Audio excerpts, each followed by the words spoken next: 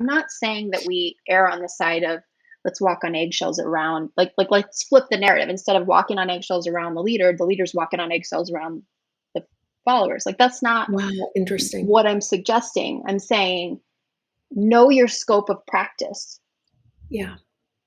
and don't extend yourself outside of it, and own what it is and own what it isn't, and make that known so that people aren't walking in thinking that you're their guru, therapist, dance teacher, all these things in one, and your identity is tied to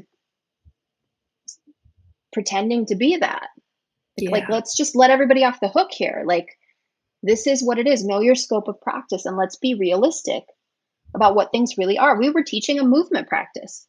Mhm. And it was great at what it was, and it was for Mhm. body awareness, and it wasn't for all the other stuff that we over time began to lump onto it, and it became sort of this end all be all sacred science thing. It's like it's not that's not it wasn't everything. It was just one thing, a useful thing that because the scope of practice got too big for its britches, began to cause harm.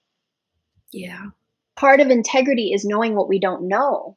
Yes. So I'm 100% agreeing with you. I'm just saying, like, where are your blind spots? Find them.